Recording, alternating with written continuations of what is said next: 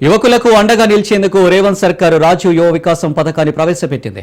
తెలంగాణ ఆవిర్భావ దినోత్సవాన్ని పురస్కరించుకుని రేపు రాష్ట్ర వ్యాప్తంగా రాజీవ్ యువ వికాసం పథకాన్ని ప్రారంభించనున్నారు. ఈ పథకంలో ఎంపికైన లబ్ధిదారులకు రేపటి నుంచి రుణ మంజూరు పత్రాలు జారీ చేయడానికి సర్కారు ఏర్పాటు చేసింది. ఈ ప్రక్రియను జూన్ 9 వరకు కొనసాగించనుంది. అలాగే జూన్ 10 నుంచి 15 వరకు జిల్లా నియోజకవర్గ స్థాయిలో వారికి శిక్షణ కార్యక్రమాలు నిర్వహిస్తారు. లబ్ధిదారులు ఎంచుకున్న రంగంలో వారికి నైపుణ్యాలు మెరుగుపరచడానికి ట్రైనింగ్ కూడా ఇవ్వనున్నారు. జూన్ 16 నుంచి ఉపాధి యూనిట్ల ప్రారంభోత్సవాలకు ఏర్పాట్లు చేస్తున్నారు. రాష్ట్రంలో ఎస్సీ, ఎస్టీ, బీసీ, మైనారిటీ వర్గాలకు చెందిన నిరుద్యోగ యువతకు ఆర్థిక చేయూతనందించి తమ కాళ్లపై తాము నిలబడేలా చేసేందుకు రాష్ట్ర ప్రభుత్వం రాజీవ్ యువ వికాసం పథకాన్ని తీసుకురాగా ఈ పథకానికి రాష్ట్ర వ్యాప్తంగా యువతీ యువకుల నుంచి పెద్ద ఎత్తున స్పందన లభించింది.